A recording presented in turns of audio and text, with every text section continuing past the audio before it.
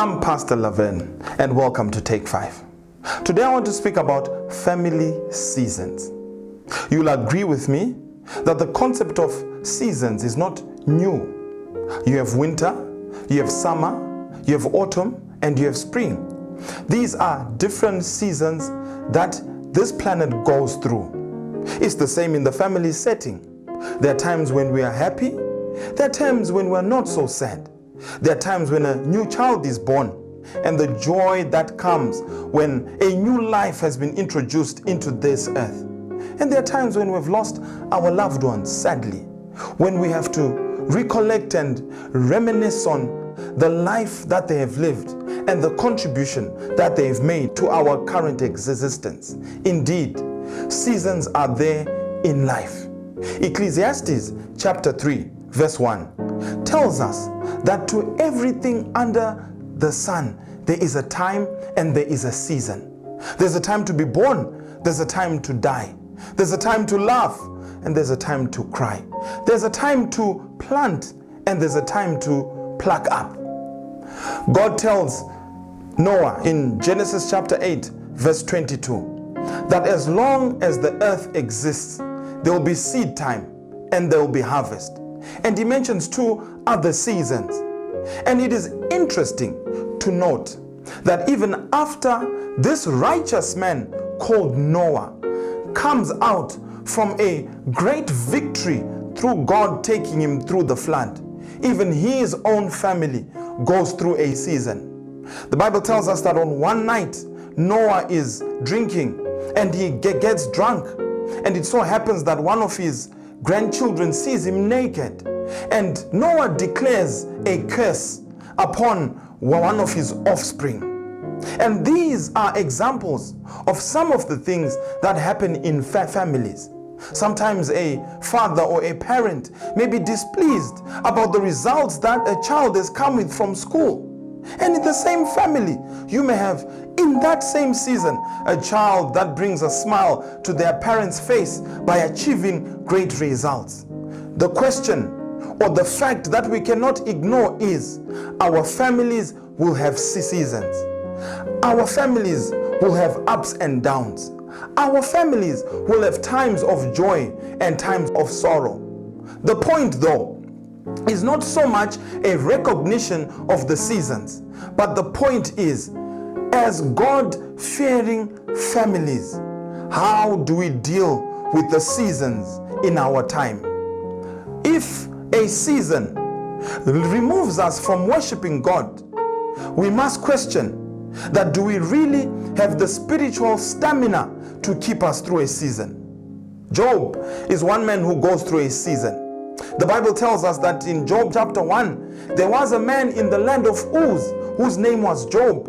He eschewed evil. The word eschewed there means he resisted evil. He avoided evil. The Bible tells us that Job was a very wealthy man. He was a well-to-do man. He had camels, he had sheep, and he had children. And the Bible tells us that his children would visit in each other's homes and they would have festivities.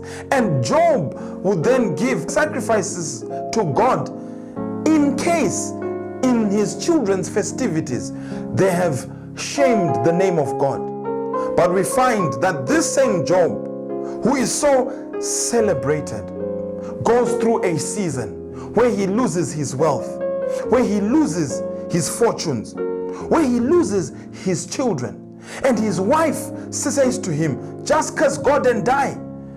And because Job's faith was resolute, Job says, shall we anticipate only the good from God? What season are you going through in your family? Many of you, as you are watching me, are in different seasons of your family.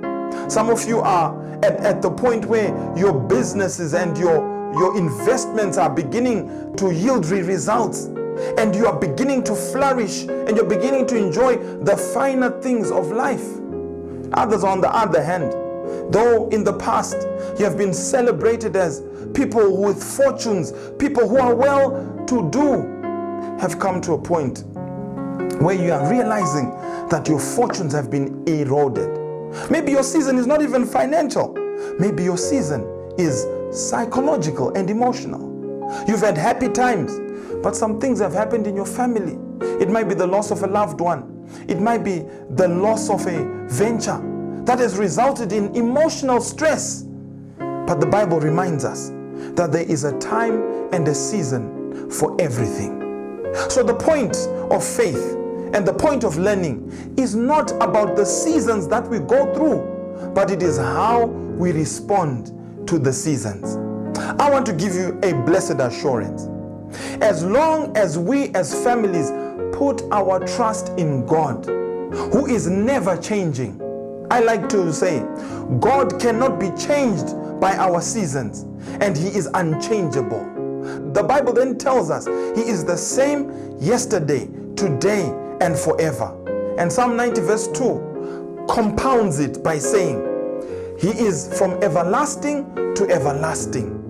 Not only is He from everlasting to everlasting, but from everlasting to everlasting, He is God. He changes not. He cannot be changed by the seasons in our lives. He cannot be changed by the circumstances in our lives. So in order for us to go through the seasons in our lives, we must put our trust in God, who is unchangeable and who cannot change. I trust that as we put our trust in God, He will steer us through. As the songwriter says, Jesus, Savior, pilot me, pilot me. Take 5 is a show produced by the Chizipiti Church, a fountain of love, and is made possible by support from many partners. If you wish to follow more of our studies on these and many other subjects, please connect with us on the Chizipiti SDA Church on YouTube, Facebook, and Twitter. Like our platforms and share with us your comments.